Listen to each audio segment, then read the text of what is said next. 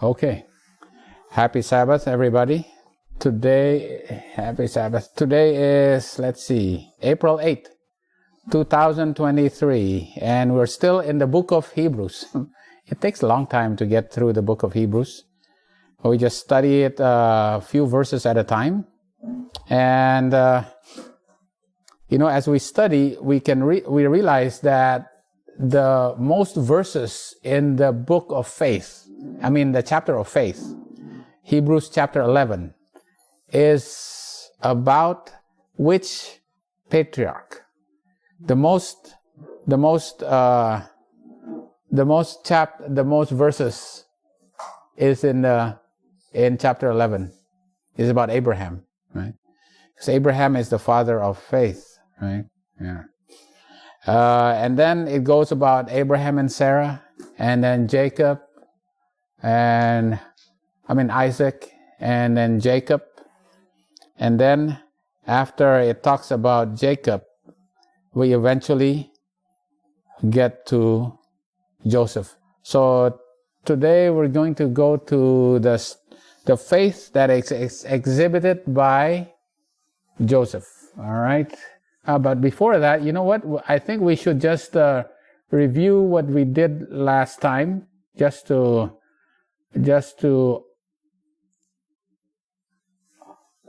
review about the covenant that was given through Abraham, Isaac, and Jacob, right? Because the covenant that God will eventually give the inheritance of the land to the descendants of Abraham was given to Abraham, Isaac, as well as to Jacob as well, right? And it is not only about the descendants, but the land is going to be given to the seed of Abraham. And who's the seed? Who's the seed? Is it the many seeds or one seed? It's the one seed. And it's going to be given to Jesus. Which land is this? The earth is going to be given back to Jesus. That is the eventual fulfillment of the eternal covenant, right? That Jesus is going to reclaim the land that was lost by Adam when he fell into sin. And he's going to give it back to Adam and the posterity of Abraham, even to us by faith, right? And it came to pass in the process of time that the king of Egypt died, and the children of Israel sighed by reason of bondage, and they cried, and their cry came up unto God by reason of their bondage. They were being entreated by Egypt. Now Egypt is like the sons of Hagar. Hagar is an Egyptian bondwoman, right? And the son of Hagar is Ishmael, right? And Ishmael entreated or persecuted Isaac, right? And what happened to Joseph? What happened to Joseph when he was sold? Who was he sold by? His brothers, right? Who did his brothers sell him to? The Midianites and the children of the east, right? And they brought the children of the east are the children of Hagar, right? And the Midianites are also the descendants of, what's that, Esau?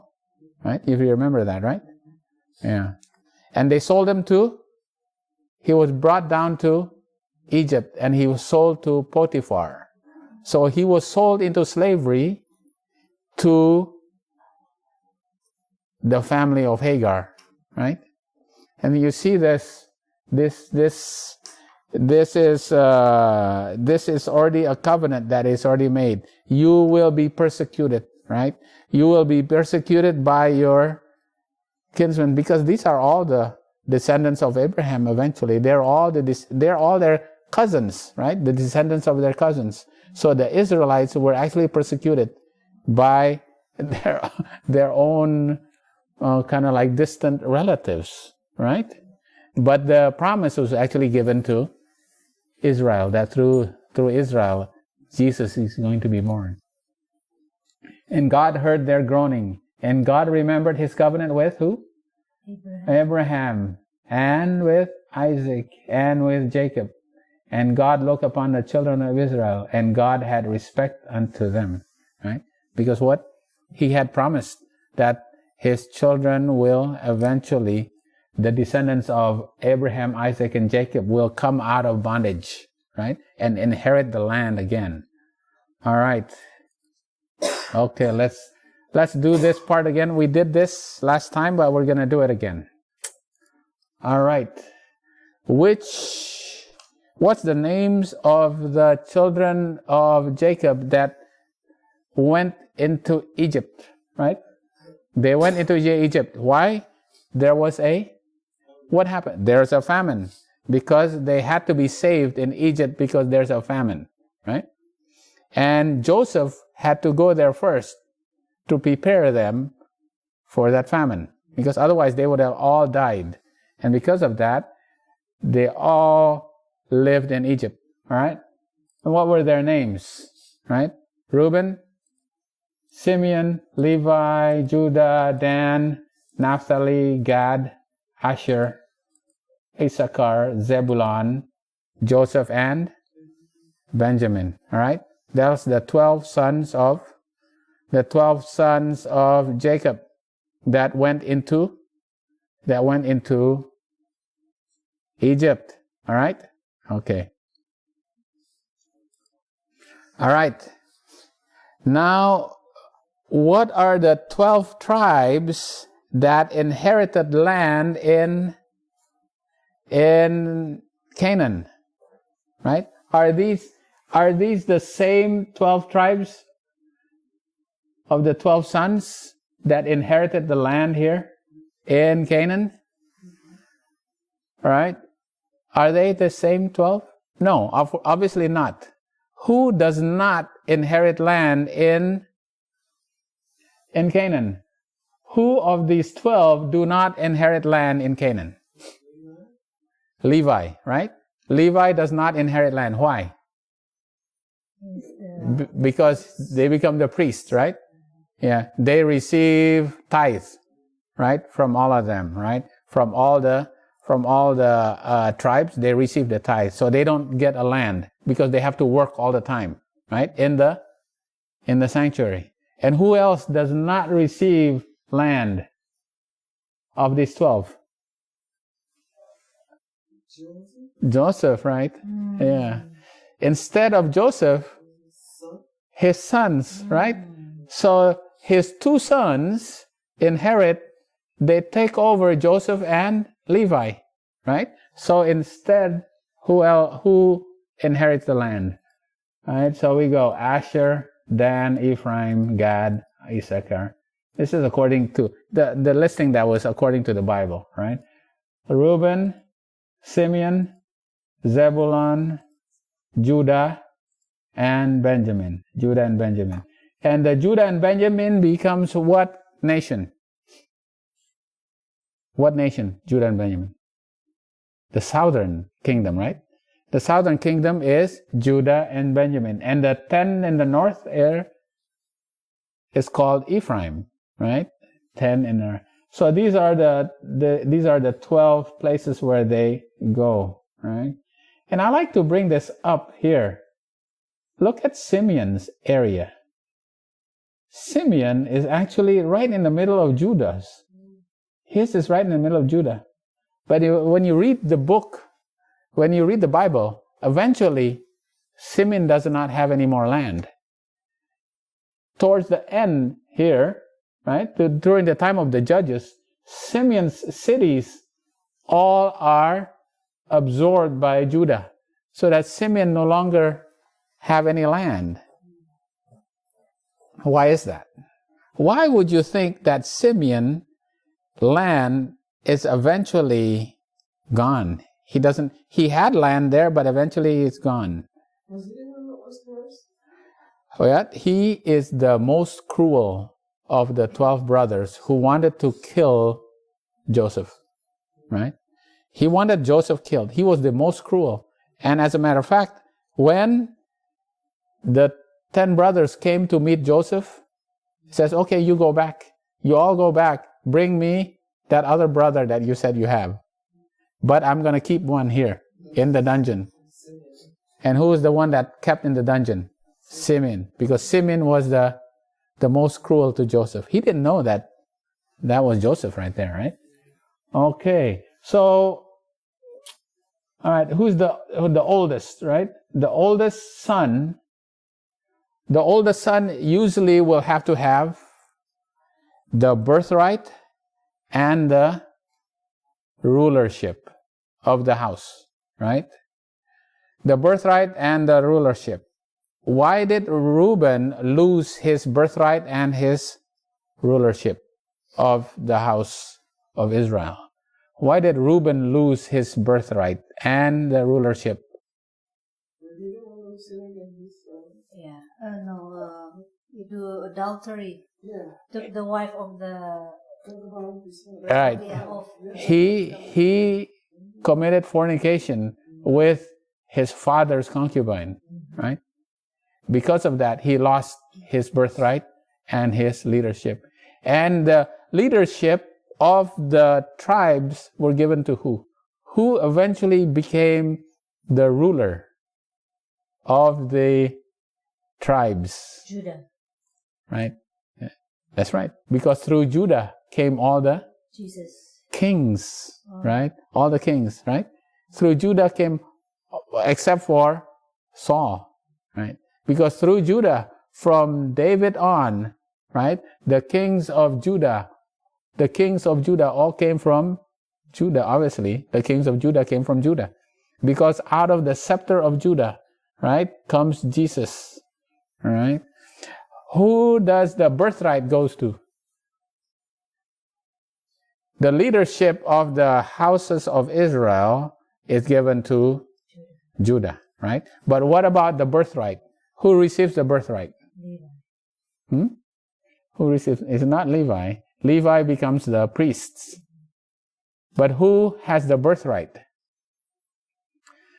Joseph receives the birthright, right? And because of that, Joseph's sons also becomes the sons of Jacob, right? So that's why Manasseh and Ephraim are included, right? Because Joseph received the birthright, and Ephraim and Manasseh now becomes the sons of Israel also. So that's why they also have their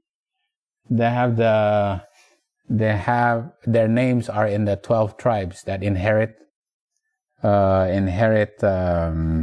Canaan. Okay, my question is, who has the best land? We've done this before, but I'm going to ask it again just so that we can. Who has the best land? Who has the prime real estate in Canaan? Who has the prime real estate in Canaan? Who has the best land? Right? It was actually Ephraim and Judah. Right? Why did Ephraim and Judah had first priority of the best land in Canaan? It's the ruler and the birthright. Huh? That's okay. That's why was it that Ephraim and Judah had the best land in Canaan? Right, this is Judah here, and this is Ephraim. This is the best land right here. The best land from Ephraim and Judah is right there. Why was it that Ephraim and Judah had the best land? Who was faithful and had the faith that they could actually conquer the Canaan, even from the giants? Caleb and Joshua, right? Caleb and Joshua were the two of the 12 spies that actually had the faith that they could actually conquer Canaan, right? And Caleb and Joshua, when they went into Canaan, was given the first choice of the best land, right?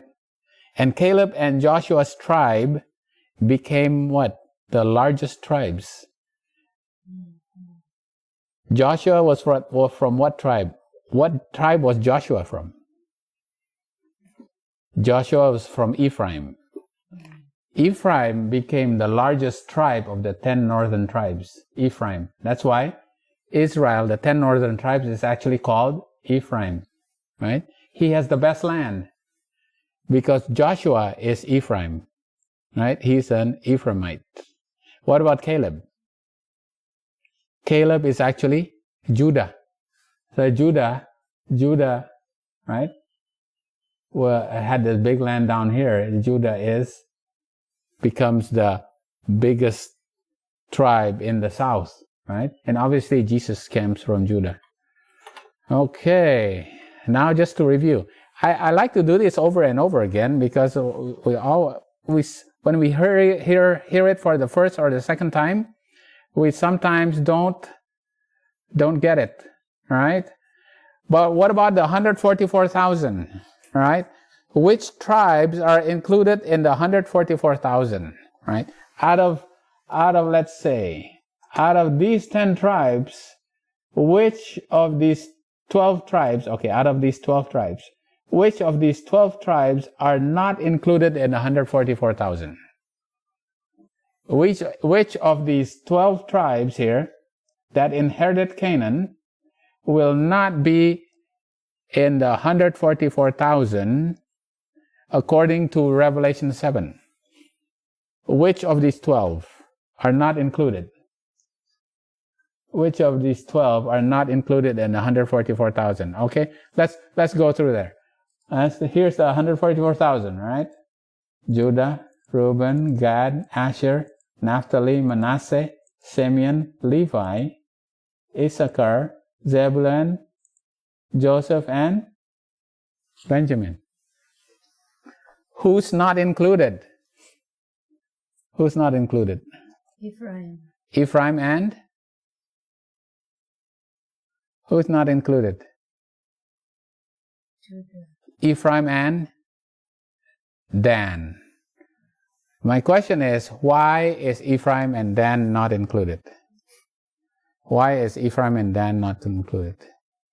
The story is in Judges, the book of Judges. If you read the last verses, the last chapters in Judges, it talks about why Dan and Ephraim is prominent in the story of the Judges. Because when Dan, here's the land of Dan right here. The land of Dan is actually here and here. Okay. Dan's land is actually originally given right here. The problem is when the Danites, when the sons of Dan went to this land, they said, no, we don't like this land. So what did they do? They moved up north. And while moving up north, what they do? They actually took some idols from Ephraim, right? And they started worshiping idols when they made their land up in the north, right? Dan actually was the first tribe that started the worship of idols in Canaan. And Ephraim also supplied the idols, right? So Ephraim and Dan become the first tribes to worship idols, idolatry, right? They went into idolatry. They're the first. Okay. And then remember the first king of Israel, after it was broken up, after Solomon, the kingdom was rent into the northern and the southern tribes, right? And the first king of the north is who? Jeroboam. And what did Jeroboam do? He set up golden calves. And he set up temples. And he set up 2 temples. Where was the temples to the heathen golden calves of the kingdoms of the north set up in? It was set up in Dan and Bethel. Dan and Bethel. Dan, right? And Bethel. Bethel was the city in Ephraim, right? See? So Ephraim and Dan was a center of idolatry, right? And that's why the 144,000 does not include Dan and Ephraim because of their idolatry. Okay? All right. Right? So, that's kind of like where we ended last time. Okay? That's kind of important. Those who actually, understand why the 144,000, right, will not include Dan and Ephraim. Understand it's because of Dan and Ephraim going into idolatry. All right. Now we continue now. We'll continue with Hebrews 11 verse 23. Hebrews 11 verse 23. By faith, Moses, when he was born, was hid 3 months of his parents, because they saw he was a proper child, and they were not afraid of the king's commandment. All right? All right. By faith, Moses, when he was born, was hid. Okay, when you read that, who is the one that has faith? Read the verse. Parents. Yeah, it's not Moses. He was born. He was just born. Who had the faith? The parents. The parents had faith, right? Yeah. The parents had faith, right? And they hid him for 3 months, right? Why did they have faith? They saw that he was a proper child. What is it? Proper is actually astios. Astios. What does the Greek word for astios means? He was a handsome. Oh. Wait a minute. They have faith because he was handsome? What does it mean that he was handsome? And because of that faith, they were not afraid of the king's commandment. What commandment was it? What commandment did the king give? All right? So it was like a handsome looking baby, and because of that, they were not afraid of the king's commandment because they had faith. Right? All right. What kind of faith did they have in? What was the faith in? They look at the boy, wow, this is a handsome boy. Because of that, they had faith. He was a proper child, right? Right? We see it also in Acts 7, verse 17 to 20. This is the sermon that Stephen gave, right? When he was telling of the history of Israel, right? And he went through the history of Israel specifically about, let me go back. The story of specifically Moses.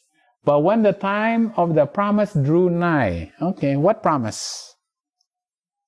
The time of the promise drew nigh, right? Which God had sworn to Abraham. What promise is that? God had sworn something to Abraham. What promise is that? The covenant, right? It was about to come to be fulfilled, right? So what kind of faith was it that the parents had? The faith in what?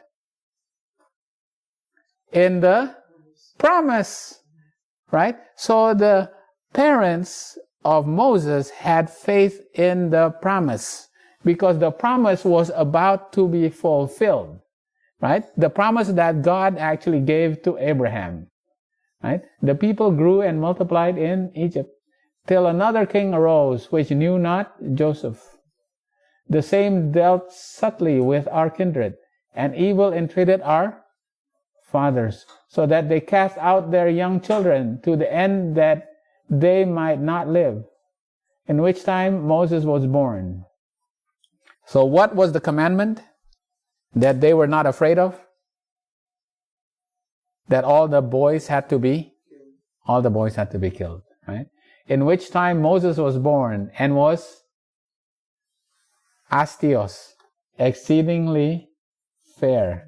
Why is it important that Moses was beautiful to look at? Unusual? No. Why was it important that Moses was a fair or beautiful child? Why would you think it was important? I don't know, just off my head, it is that that the daughter of Pharaoh. There you go. Right? Son. Because when the daughter opened that little basket, the daughter of Pharaoh opened that basket, what did she see? It's a beautiful child, right? And her heart, wow, what a cute baby. This, right? It melted the heart, So if it was just a regular, baby, may not have melted the heart of the daughter of Pharaoh, but it's a beautiful child, right? Right. And nourished up in his father's house 3 months, right? Okay. All right. So what's the commandment of the king? The commandment of Pharaoh, right? What happened to the children of Israel? They multiplied, right? There was a great multitude of them living in Egypt. And so what happened? There was a new king.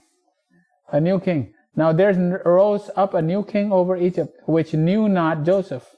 And see, it's not that he did not know Joseph, but he did not want to continue the legacy of Joseph for the people of Israel, right? Because what happened to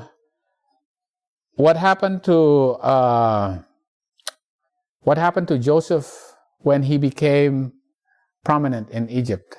He actually saved Egypt, right? By storing all the corn, all the food, so that now the people will have food during the time of the 7-year famine, right? But right, yeah. He was the one that became the brainchild of all the things that was going to happen so that they could actually survive that famine. What did he actually do? He said, you all have to buy the corn that I have, right? I save up all the corn, now you have to buy. So that until sometime, what happened to all the land, the money in the land? All the money is gone. Money is no longer. And so what did they have to do when they ran out of money to buy corn? Sell their body. Oh, no, not yet. Not sell their bodies yet. Say they have to sell their land, right? And then they have to sell their animals, right, to buy corn. Eventually, they have to become slaves. They have to enslave themselves. They had to slave to Pharaoh. But here, Ellen White said in Patriarchs and Prophets, Joseph was nice. He had mercy to them. And he says, okay, you don't have to completely become slaves. You have to work on that land, and instead you pay 1/5 of your increase to Pharaoh, right? So money is no more, and you become enslaved, right? You don't own any land, and then you have to pay taxes now to Pharaoh, right? Was this applicable to the Hebrews living in Goshen? No. They were not taxed. They had their own land, right? and they did not have to sell their land. They were given the food, all they needed, the food was given to them because of Joseph. Because Joseph, they lived very, very comfortably in Egypt during that time, during the time of Joseph. But then eventually, what happened to Joseph? He died, right? And they said, "Oh, we can't do this. We can't keep doing this because what happened to the people?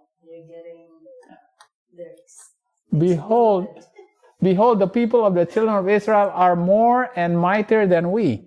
They grew a lot. There was a population explosion. They were multiplying. Yeah. They had a lot of cattle. They had a lot of food, and then they become very comfortable in Goshen, right?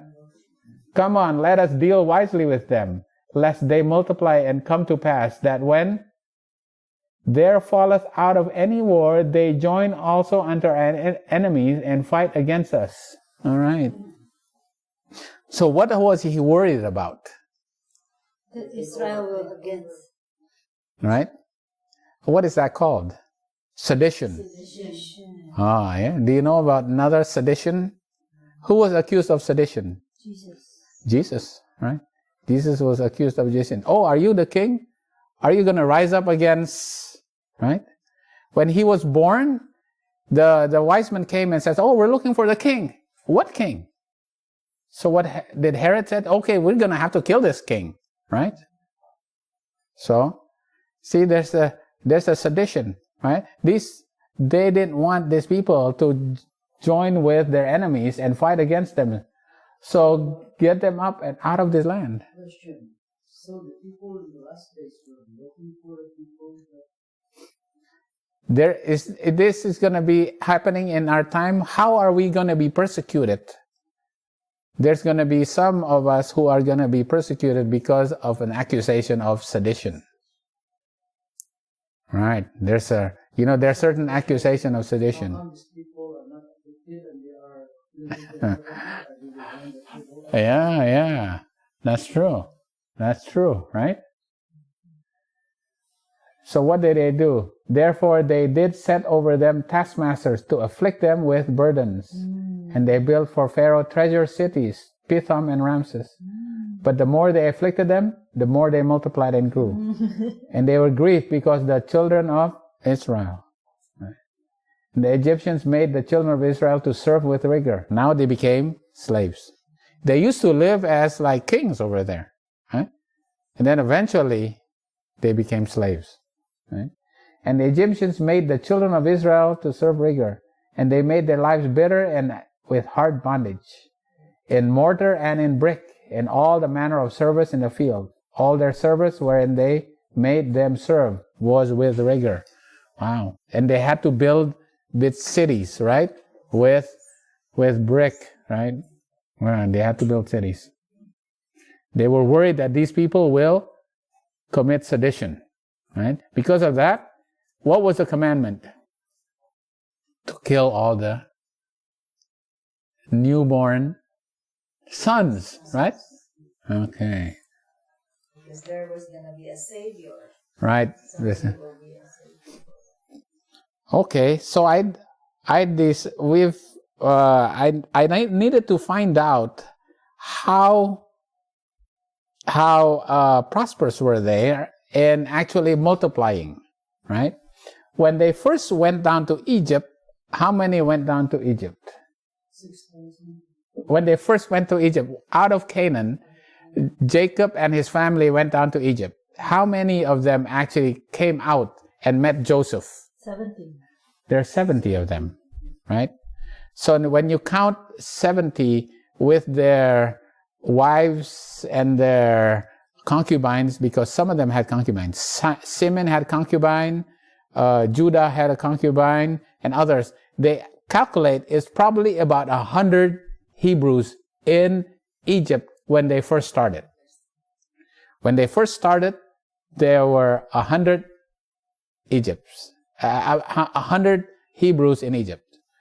Okay, how many Hebrews came out of Egypt when they eventually came out?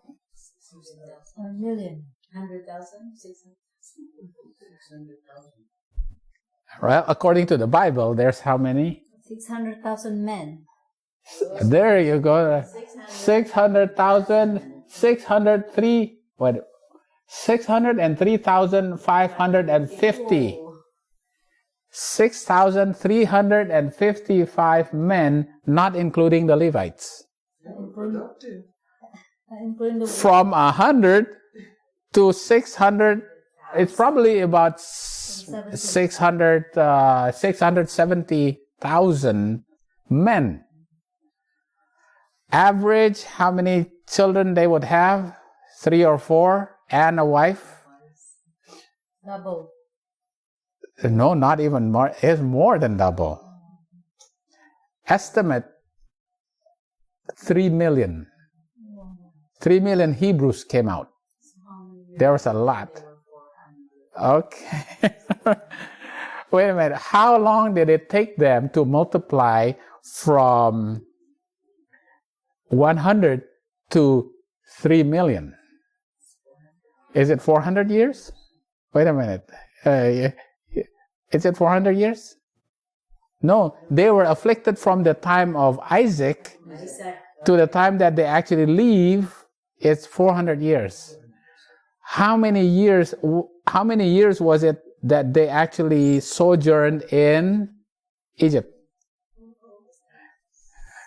215 years. Okay, in 215 years, right? 215 years. By the time Jacob went to Egypt, to the time that they came out of Egypt, it's 215 years. We'll put that on a line so we'll know for sure, right? How long, what's their population growth rate? All right, this is now starting becoming technical. Is this a miracle that they actually can multiply this much? Is it possible that in 215 years they go from 100 to 3 million? Is it possible? All right, so I decided to, okay, let's, what's the formula of calculating the population growth? All right, so it's easy, just go to the internet. To calculate the population growth rate, we need to use the formula, and that's the formula right here. Okay, and, all right, and then, okay, so Uncle Eddie, you're an engineer. You should know all this, right? Anyway, you know this formula, all right? This is the growth rate right here. But anyway, this is, you don't have to know this. But anyway, I did this, but it's easy on the computer. You just put it in, and then you put the numbers in, and you need to know how many years within 215 years. The population growth rate is. Therefore, the population growth rate starting with 100 people and reaching 3 million people in 215 is 3.95 per year. About 3.95 per year. Now, is that okay? Compare it to what we see now. What's the growth rate of Japan? Negative 0.17. Japan is shrinking. Okay, what's the population growth rate of USA? 0.63. Okay, what about the Philippines? 1.77. What about Indonesia? 1.11. They were multiplying 3.95. That's a lot. All right. Okay, but is this equivalent? Now, what about the country of Jordan? The country of Jordan is multiplying at 3.83. What about the country of Niger in Africa? It's 3.97. The country of Equatorial Guinea is 5.28. So, this is not a miracle. This can happen. It's not unusual for this to happen, right? I was thinking, wow, that's quick. from 100 to 3 million in 215 years, that's actually not out of, that's not a miracle. That actually happens. Could actually happen. I mean, the ocean is big enough. Yeah. All right. Okay. Let's keep going, right? Who also had faith and who also feared God. So the king said, okay, we need to kill the firstborn males. We need to kill all the males, right? And how should we do that? Let's say the midwives, you midwives, when you are about to deliver and you find out that it's a girl, you don't kill them. But when it's a boy, you have to kill the boys when they're born, right? And the midwives are actually mentioned in the Bible as the name Shiphrah and Puah. All right, what does Shiphrah mean? Shiphrah means brightness, and Puah means brilliant, right? So there's two wives that are actually assigned, and these were Hebrews midwives. They're assigned to kill the male infants that were born. But what happened? Did the midwives kill the boys? No, they didn't kill the boys. Because and the king said, hey, how come you didn't kill the boys? How come all the boys are alive? How come you didn't kill them? What did the midwives say? Right? And the midwife said unto Pharaoh, because the Hebrew women are not as Egyptian women, for they are lively, and are delivered ere the midwives come unto them. So the Hebrew women, they are laborers, they're slaves. They work right? They do physical labor, right? And they are strong. And so when they're about to deliver their babies, they don't need any midwives. They deliver it themselves. When we want to go deliver it, they're already born. So we don't even have a chance to kill them. Right? So are they telling the truth? Yeah, they're telling the truth. Why? Because God dwelt well with the midwives. They didn't tell a lie. It was the truth. Because the Hebrew women were strong. And the Egyptian women, they need midwives. They can't give birth without midwives, And the Hebrews, they before the midwives they spit the babies out, right? They delivered themselves. And it came to pass because the midwives feared God. They also feared God, right? The God-fearing midwives, right? And he made them houses. And Pharaoh charged all his people, saying, every son that is born ye shall cast into the river, and every daughter ye shall save alive. All right. So what happened right? So, all right. I was just thinking about the Hebrew boys here. The Hebrew boys, their lives were endangered, right? During the time of Egypt, right? The boys, especially in the time of Moses, when Moses was born, the boys were, by a commandment, they were all to be killed, right? Where was another time in the time of Egypt that the boys were endangered? The lives of the boys were endangered also. At the time of the Passover, right? Yeah. Only if they want their firstborn boys to live, they had to put a blood on the doorpost and lintels, right? And because of that, the angel will not kill the boys, right? So whose life was actually endangered? My question is, whose life? In the house of Moses, whose life was actually endangered? Egyptian. Well, who was the firstborn? Aaron. Aaron could have died. Yeah? But he's the firstborn, right? He's the oldest. He's the firstborn. He could have died. But because of the blood of the lamb, he can live. And the the oldest son of Pharaoh. Everybody of the Egyptians and even their cattle, the firstborn, was killed by the destroying angel, right? Yeah. Okay. Let's keep going here.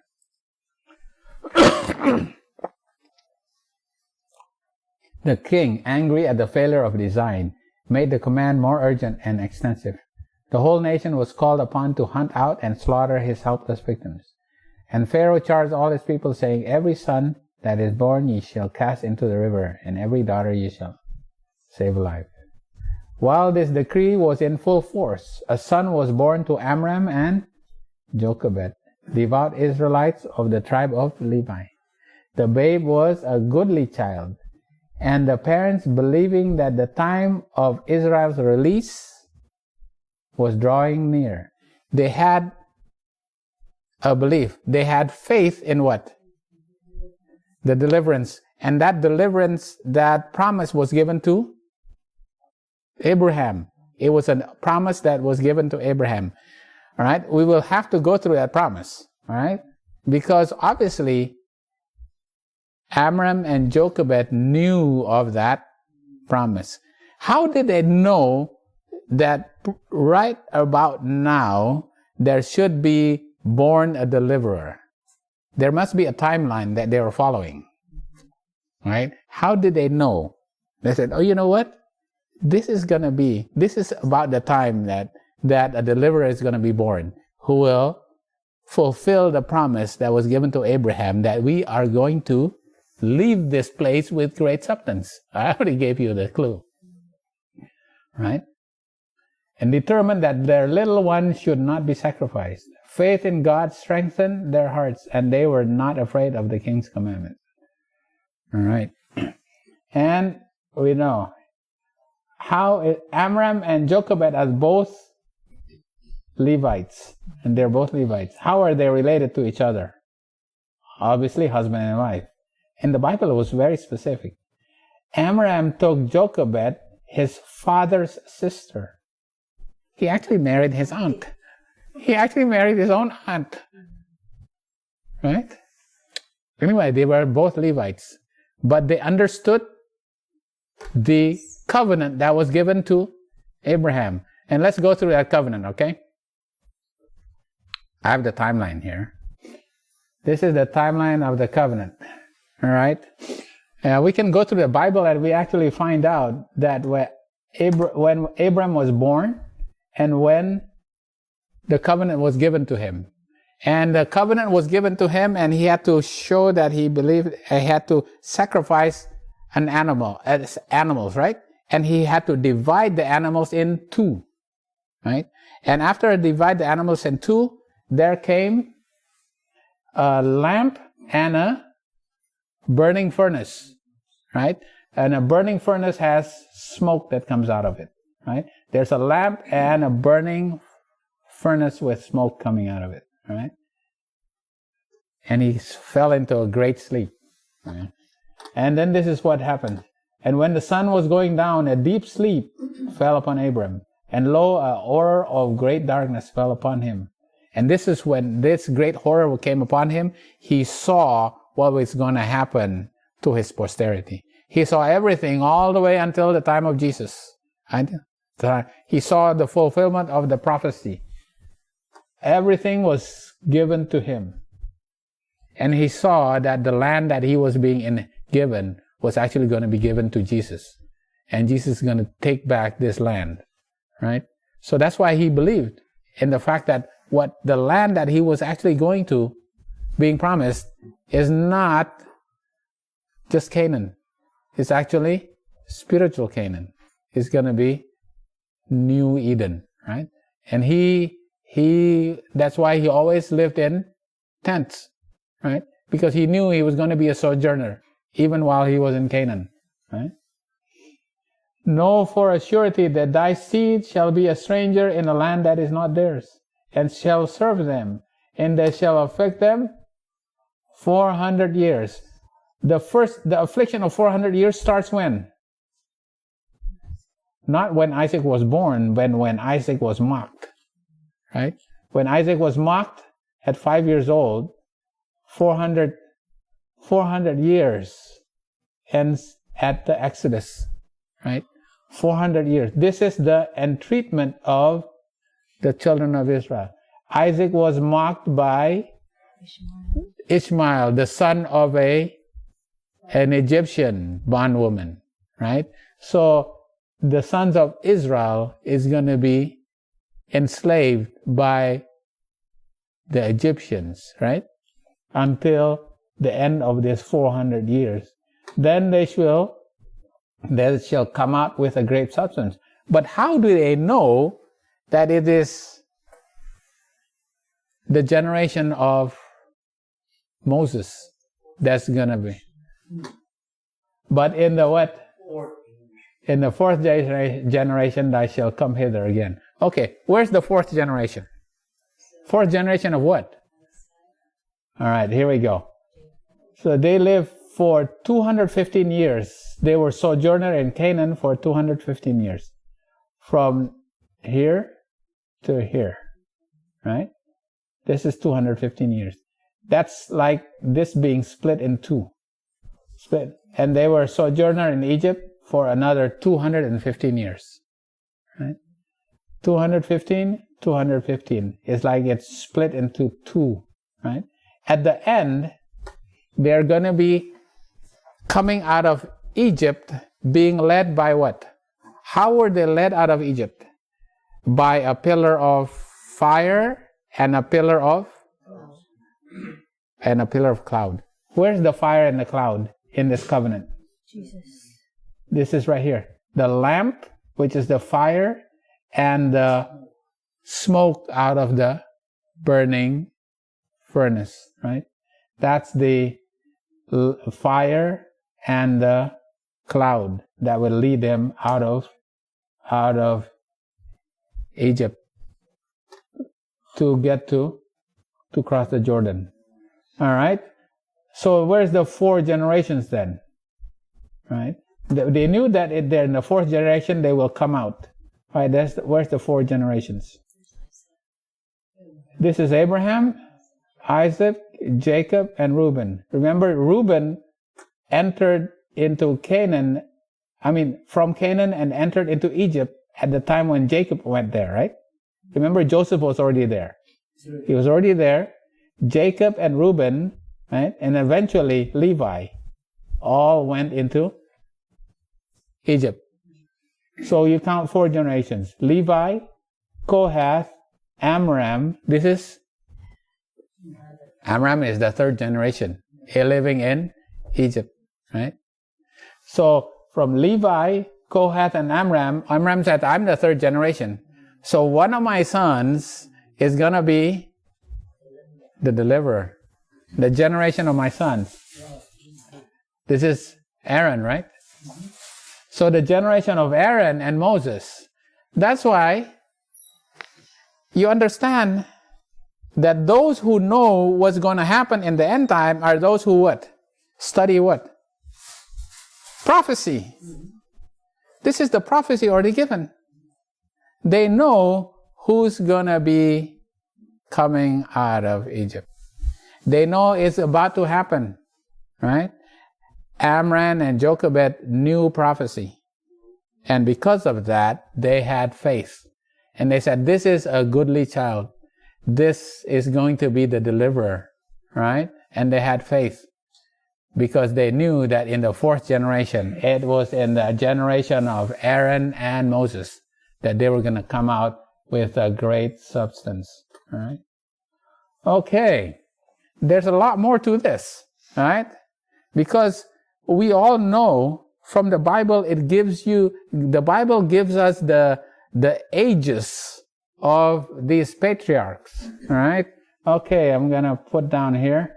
Let's see, what do I have next? Abraham was born, Isaac was born, and then Jacob was born, right? I actually have the 1877 BC, right? Jacob was born here. Isaac gave, Isaac's younger twin son is Jacob, right? And Jacob eventually dies where? In Egypt, right? Jacob eventually dies in Egypt. All right. Abraham dies here. We know when Abraham dies. And what cave was he buried in? Machpelah, right? Right. With his wife, Sarah, right? And Isaac was also buried there, and Isaac and Rebekah was buried there. And then who else was buried there? Isn't Joseph there too? No, Joseph was not. It does not say where Joseph was buried, right? But Jacob was buried there. Oh, Leah. And with Leah, all right? And we know the significance of that, right? Because all those were the 4 parents of Jesus, right? Because where was Rebekah? Was Rebekah buried in Machpelah? I mean, Rachel. was died in Bethel. Right, in Bethlehem. Right, she was born, and we know that the ones that were buried in Machpelah were those who were the forefathers of Jesus, actually. Yeah. All right. And anyway, Abraham dies. All right. Okay. When did Isaac was born? When did Isaac die? Oh, sorry. All right. Here, Joseph was born 1786. Right. Joseph was born here in this timeline, and then Joseph was sold here. Okay. The very interesting thing about this is when Isaac dies. When did Isaac die? Isaac dies here.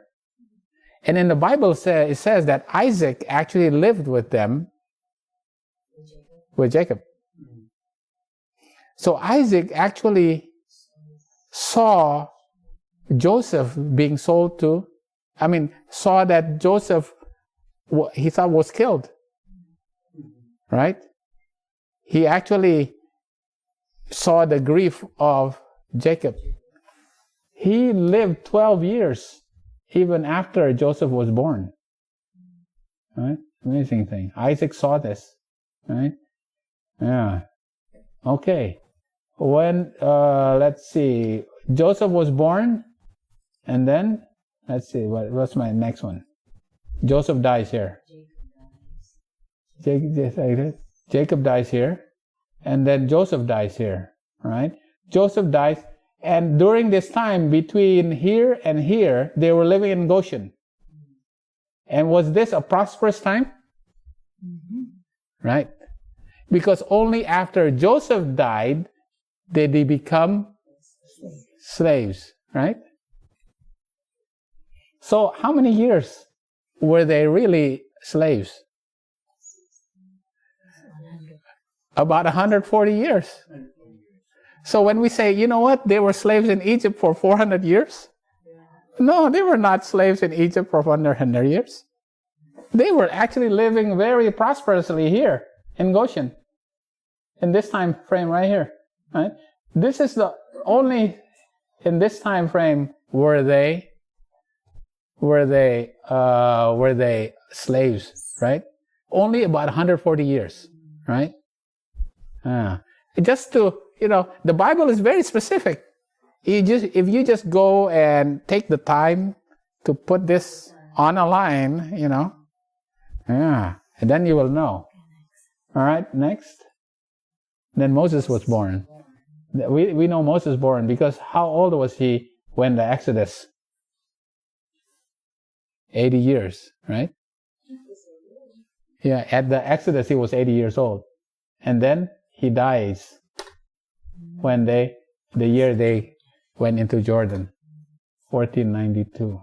Anyway, yeah.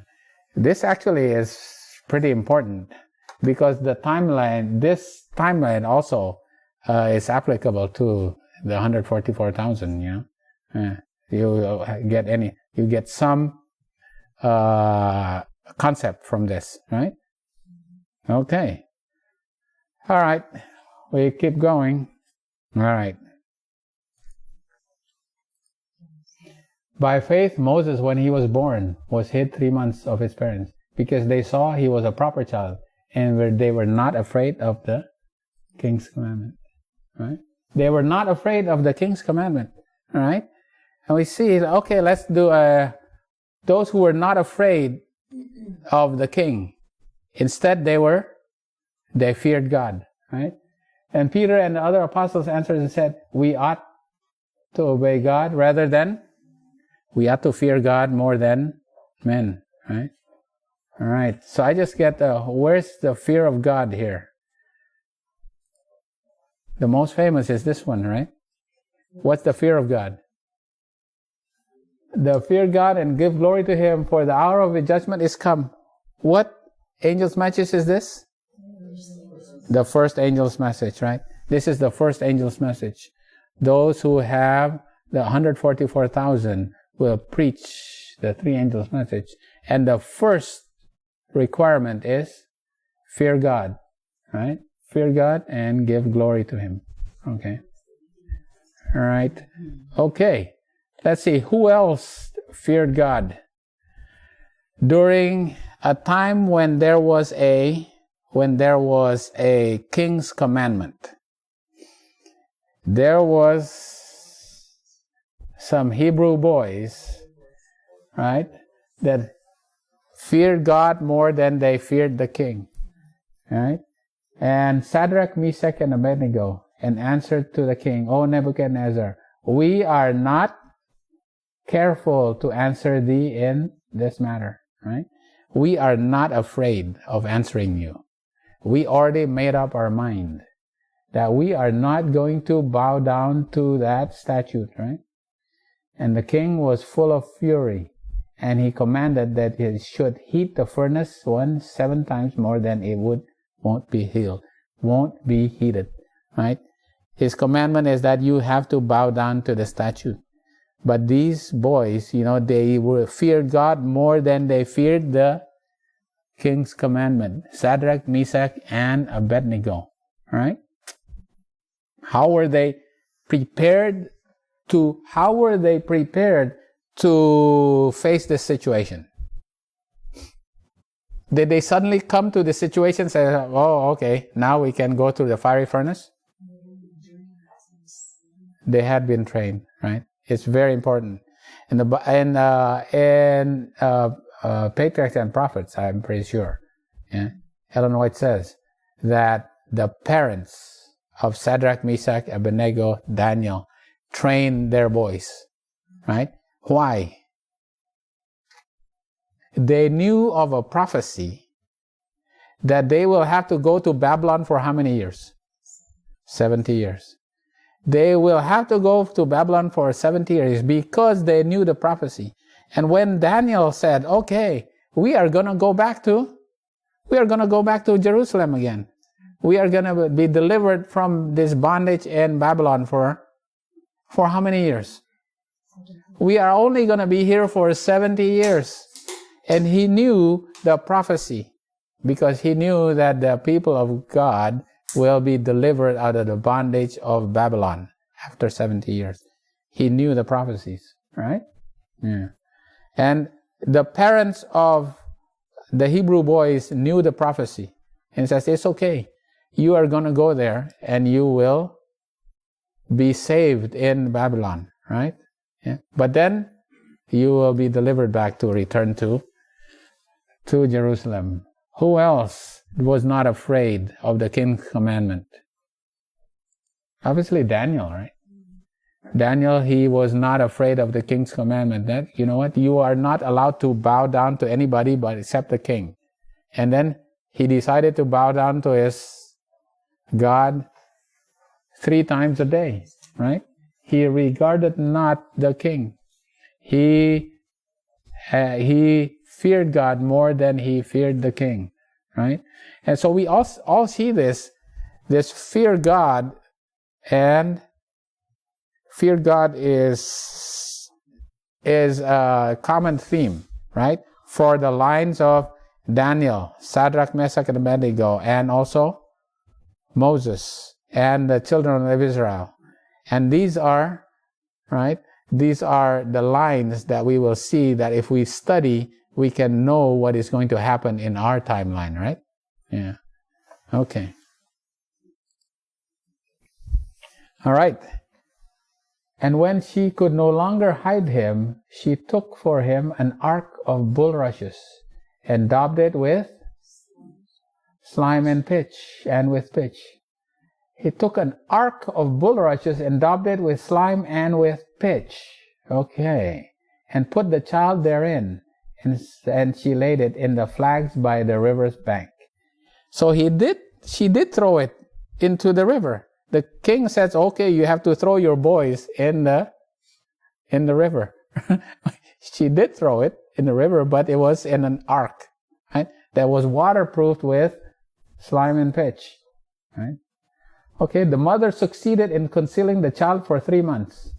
Then, finding that she could no longer keep him safely, why? After 3 months, probably his crying was too loud, right? She prepared a little ark of rushes, making it watertight by means of slime and pitch. You know, I said slime and pitch. That reminds me of what ark? Yeah, that is Noah's ark. Okay, we will see. What ark? How was Noah's ark made watertight? With pitch also. There has to be some meaning there, right? And laying the baby therein, she placed among the flags of the riverbank. We know this story, right? We know this story so well. It's been taught to us ever since we were in cradle roll, right? So angels directed Pharaoh's daughter thither. Her curiosity was excited by the little basket, and as she looked upon the beautiful child, right? She read the story at a glance. The tears of the babe awakened her compassions, and her sympathies went out to the unknown mother who had resorted to this means to preserve the life of her precious little one. She determined that he should be saved, and she would adopt him as her own, right? Yeah. Moses had to be a beautiful baby. So that way, it was cute, right? It was easily adoptable, right? Right? You're going to adopt a cute baby, right? Right. So, you know, when you look at it, Moses was saved by the God-fearing midwives, right? Because the God-fearing midwives were supposed to kill the boys. Instead, they let the boys live, right? So the God-fearing midwives, right, saved. And Moses was saved in the waterproof ark, right, in the water. Okay. And God looked upon the earth, and behold, it was corrupt. And then Noah built an ark. Okay, we're almost there, right? God asked Noah to build an ark. And how was that ark made watertight? With pitch, right? So there was 8 that was in the ark. And how were they saved? Were they saved by the ark? There were 8 souls that were what? They were saved by the water. Yeah, I just happened to listen to last week, and the sermon was about the people who were saved by the water. Yeah. In the ark, they were saved by the water, right? The water killed the sins, destroyed all the sins of the world, destroyed all the people who did not believe in Noah, but the water saved the faithful, right? Moses was actually saved by the water. How? The water is that one that brought him to the place where he could meet the princess of Egypt. And then he was saved because he was adopted by that princess, and he did not have to die. All right? Okay. All right. Moses was a type of Christ, right? What happened? When the boy was born, the king wanted to kill him, right? When Moses was born, the king wanted to kill him, right? When Jesus was born, Herod wanted to kill him. Moses was born into slavery, right? Jesus was actually sold at the price of a slave. Moses was saved in Egypt, and then he came out of Egypt, right? And Jesus also had to be saved in Egypt, right? How? Because his father took him to Egypt, and he hid in Egypt. And there until the death of Herod, that it might be fulfilled, which was spoken of the Lord by the prophet, saying, out of Egypt have I called my son. And Israel is the firstborn of God. And Israel has been called out of Egypt. And Israel is also a type of, is a type of Jesus. Jesus came out of Egypt, right? He was saved in Egypt from the wrath of the king, King Herod, right? Jesus was the son of royalty of heaven, but decided to serve his lot with his race and was in bondage to save them, right? Just like Moses, right? He was adopted into royalty, but he decided to give that up, and he served with his people in the wilderness, right? Jesus went into the wilderness and he fasted for 40 days. Did Moses go onto the mountain, and did he have anything to eat up in the mountain for 40 days? No, he had nothing to eat, right? Moses was called the meekest man. What about the character of Christ? Also, the meekest man, right? All right.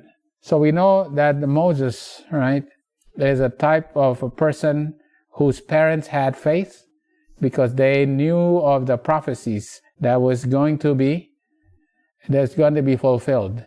And they knew that Moses was going to be the deliverer, right? And Moses also had the faith. And we also see that Moses is a type of Jesus. And the faith of Jesus, he is the author and finisher of our faith. And that's why we also have to have the faith of Jesus.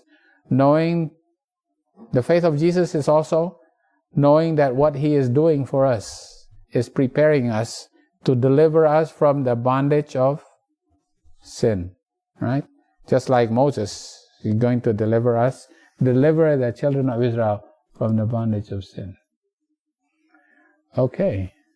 When Israel was a child, then I loved him and called out my son out of Egypt. That's Hosea 11 verse 1. That is what was quoted, right, in Matthew 2. Out of Egypt have I called my son. So that's the faith of the parents of Moses and the faith of those two midwives, right, who saved the boys of the infant Hebrew boys, right? And the faith of Daniel, Shadrach, Meshach, and Abednego, who'd rather obey God than obey the commandments of the king. All right? And that is a more sure word of prophecy. Okay. All right, we're going to pray.